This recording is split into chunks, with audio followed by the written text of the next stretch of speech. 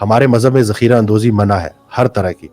تو جب ہم خوراک کی ذخیرہ اندوزی کرتے ہیں تو اس کی سزا ہمیں. جو ماں بیٹھی ہوئی ہے یا جو بہن بیٹھی ہوئی ہے کہتی ہے کہ ٹھیک ہے مجھے آپ کی اکثر ٹرمنالوجی سمجھ بھی نہیں آ رہی, تو مجھے ابھی بتائیں میں کیا جو پراٹھا کھاتی ہوں ٹھیک ہے اور جو چائے پیتی ہوں اس میں, اور میں کڑھائی کل افطاری کی بچی ہوئی کڑھائی کھا لیتی ہوں سحری میں, اس کو کٹ کروں یا نہ کروں, اور کروں تو کیا کہوں. ڈائبیٹک ہیں تو پراٹھا نہیں لیں گی, اس کو بادام کا پراٹھا, بادام کے آٹے کا پراٹھا کھا سکتے ہیں. ریئل یہ ہر بندہ اولیو آئل افورڈ تو نہیں کر سکتا. میں ابھی ہم نے اپنی صحت کے اوپر انویسٹ کرنا ہے. یہ جو لوگ ابھی سن رہے ہیں نا کہ وہ افورڈ نہیں کر سکتے, انہوں نے ایک بڑی پرائس پے کرنی ہے, اللہ نہ کرے, دوائیوں کی شکل میں, وہ تو ہے, محتاجی کی شکل میں, ہاسپٹل کی شکل میں. میرے پاس ایک اور یس, اور وہ اپنی زمینیں بیچ رہے ہوتے ہیں, قرضے لے رہے ہوتے ہیں. ہمیں جو چیزیں ابھی تک پڑھائی گئی تھی نا اس سے پہلے 10 سال پہلے, وہ تھی تھرمو ڈائنامک تھیوری کہ کیلریز ان کیلریز آؤٹ. ٹھیک ہو گیا, بس کیلریز کم کر دو اور بس مزے, کیلورک ڈیفیسٹ میں رہو, مزے کرو. اب جو چیز پروموٹ کی جا رہی ہے وہ انڈوکرائن تھیوری ہے کہ ہارمون, کہ جو بھی فوڈ آپ کھاتے ہیں اس کا ہارمونل رسپانس کیسا ہے, کتنا انسولین اوپر جائے گا. اور انسولین کی ہم بار بار بات اسی لیے کرتے ہیں کیونکہ یہ وہ فیٹ سٹوریج ہارمون ہے. ہمارے مذہب میں ذخیرہ اندوزی منع ہے ہر طرح کی. تو جب ہم خوراک کی ذخیرہ اندوزی کرتے ہیں تو اس کی سزا ہمیں اللہ دیتا ہے. ٹھیک ہے نا, کھاؤ پیو لیکن حد سے نہ بڑھو, حد سے بڑھنے والوں کو اللہ پسند نہیں کرتا.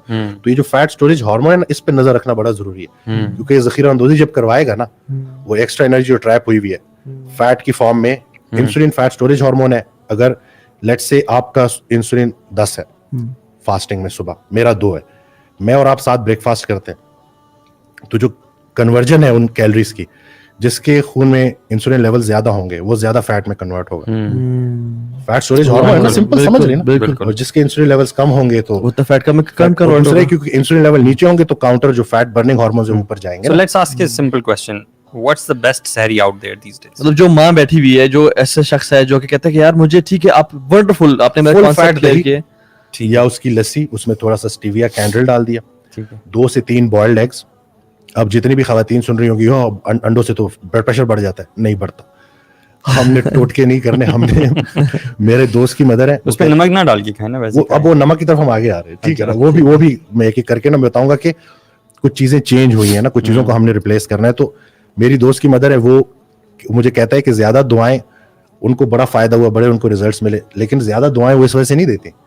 وہ جو 10 سال سے ان کے انڈے بند ہوئے تھے نا کھانا, ان کو انڈے اتنے پسند تھے نا, اب وہ صبح 2 کھاتی ہیں, شام سب سے زیادہ کہتی ہیں کہ بیٹا تیرے ڈاکٹر کی جو سب سے اچھی بات یہ ہے نا کہ اس سے جو میری پسندیدہ جو غذا تھی نا وہ مجھے دوبارہ سے, انسولین ریزسٹنس کلپریٹ تھی نا اس کو. اور میں نے آپ کو بتا دیا کہ ایگز تو کیا ہے, فیٹ اینڈ پروٹین ہے, تو اس کا انسولین انڈیکس کم ہے, سمجھ رہے ہیں. تو اس وجہ سے فیٹ اینڈ پروٹین کا جو نیچرل کمبینیشن اللہ تعالیٰ نے بنایا ہے کتنا زبردست بنایا ہے. سارے یہی دیکھیں آپ, پروٹین فیٹ ہے, لیکن ہم نے جو کاربز اور فیٹ کو اکٹھا کیا ہے, جو برگرز میں, جو پیزاز میں, اس کے بارے میں کیا خیال ہے آپ کا؟ وہ تو انسولین کو ایسے اسپائک کرتی ہے, یہ آپ دیکھ لیں اسٹڈی, ایک صرف کاربز کھاتے ہیں تو انسولین اوپر جاتی ہے, پروٹین اس سے کم, فیٹ سب سے کم, اور پھر جب کاربز اور فیٹ اکٹھے کر دو تو یہ اسپائک کرتی ہے. کوئی ایسے برگرز بنائے جا سکتے ہیں جن سے کارب نہ ہو, اس میں آپ کوکونٹ کا آٹا یوز کر سکتے ہیں, بادام کا آٹا یوز کر سکتے ہیں, لو کارب ریپلیسمنٹس ہیں ہمارے پاس. ہم دیکھیں اس وقت جو میں اور اپنی ٹیم کے ساتھ جو ہم کام کر رہے ہیں وہ یہ دیسی جو کوزین یا اس طرح کی دیسی ذائقے دار چیزیں, کہ دیسی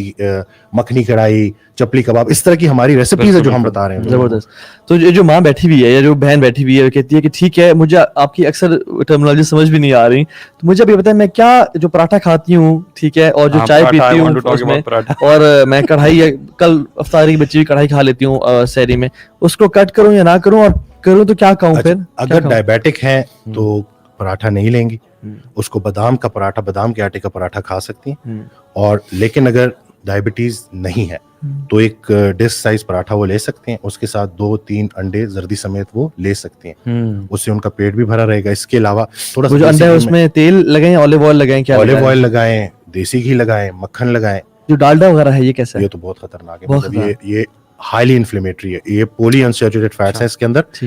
اس کے اندر ڈبل بانڈ زیادہ ہوتے ہیں, جتنے ڈبل بانڈ زیادہ ہوتے ہیں اتنی آکسیڈیشن زیادہ ہوتی ہے, اور جتنی آکسیڈیشن زیادہ ہوتی ہے اتنے ہی آکسیجن ڈرائیوڈ فری ریڈیکلز خون میں زیادہ ہوتے ہیں جو تباہی برپا کر رہے ہوتے ہیں, سوزش بڑھا رہے ہوتے ہیں. لیکن لیٹس ٹاک ریئل, یہ ہر بندہ اولیو آئل افورڈ تو نہیں کر سکتا. میں ابھی یہی بتاتا ہوں, ہم نے اپنی صحت کے اوپر انویسٹ کرنا ہے. یہ جو لوگ ابھی سن رہے ہیں نا کہ وہ افورڈ نہیں کر سکتے, انہوں نے ایک بڑی پرائس پے کرنی ہے, اللہ نہ کرے, دوائیوں کی شکل میں, وہ تو ہے, محتاجی کی شکل میں, ہاسپٹل کی شکل میں. میرے پاس اور یس, اور وہ اپنی زمینیں بیچ رہے ہوتے ہیں, قرضے لے رہے ہوتے ہیں, آپریشن کی طرف جا رہے ہوتے ہیں. میرے پاس ایک خاتون آئی, تو ان کا جب سٹارٹ میں آئی تو وہ انسولین لے رہی تھی, اور وہ ٹائپ 1 ڈائبیٹک تھی. اور ٹائپ 1 ڈائبٹیز میں ٹائپ 1 ڈائبٹیز میں انسولین چاہیے ہوتی ہے. صحیح. 2 ٹائپ کی ڈائبٹیز ہوتی ہیں, ٹائپ 1 ڈائبٹیز, ٹائپ 2 ڈائبٹیز.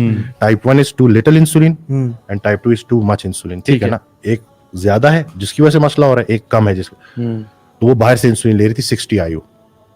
تو وقت کے ساتھ ساتھ ڈائٹ کے ذریعے ان کی انسولین کی ریکوائرمنٹ رہ گئی صرف 6 IU. ٹھیک ہے. اچھا, یعنی جو ڈائٹ پلان آپ بتاتے ہیں وہ انسولین کی ریکوائرمنٹ کو نیچے لے کے آتا ہے. ٹائپ 1 ڈائبٹیز کی مینجمنٹ انسولین کی ٹریٹمنٹ نہیں ہے, کم سے کم انسولین کی ٹریٹمنٹ. سمجھ رہے, کم سے کم انسولین ہے, زیادہ سے زیادہ ریزلٹس ہیں, تو اس کا مطلب ہے مینجمنٹ ہو رہی ہے, ورنہ مس مینج ہو رہا ہے کیس. کیونکہ ٹائپ 1 ڈائبیٹک بیچارہ تو ڈبل ڈائبٹیز کا شکار ہو جاتا ہے. کیسے؟ وہی انسولین جو وہ باہر سے لے رہا ہوتا ہے اسی کے خلاف ریزسٹنس ڈیولپ ہو جاتی ہے. ایک تو لبلبا نہیں بنا رہا, اور پھر جو اب آرٹیفیشلی لے رہا ہے اس کے خلاف ریزسٹنس آ گئی. تو اس وجہ سے, اور دوسرا ہے کہ ٹائپ 1 ڈائبیٹک بچہ تو بہت ارلی ایج سے ہی نا ایکسپوز ہوتا ہے ہائی شوگرز کو, تو اس کا آرگن ڈیمیج 30 سال, میں نے 28 سال کے بچوں کو آلموسٹ بلائنڈ دیکھا ہے. 28 میرے اسلام آباد میں ادھر ہم نے ایک سیشن کیا تھا ڈائبٹیز کا, تو اس میں میرے بالکل جدھر آپ بیٹھے سے تھوڑا سا مطلب یہاں بیٹھا ہوا تھا وہ, اور وہ مجھے نہیں دیکھ پا رہا تھا. تو یہ جو ہم جو ہم کیمپین لے کے آئے, جو اویئرنیس کا جو ہمارا پروگرام ہے, اس میں چاہے ٹائپ 1 ڈائبٹیز ہو چاہے ٹائپ 2 ڈائبٹیز ہو, ٹریٹمنٹ لو کارب ڈائٹ ہے.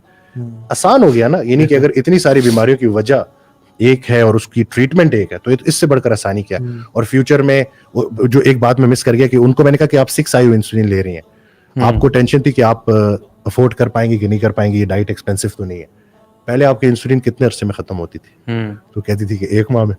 میں نے کہا اور اب کہتے اب تو شاید 5-6 ماہ میں بھی نہ ختم ہو. سمجھ رہے ہیں؟ تو وہ جو ایک باٹل انسولین کی کاسٹ آپ دیکھ سکتے ہیں کتنی مہنگی انسولین آ گئی ہیں.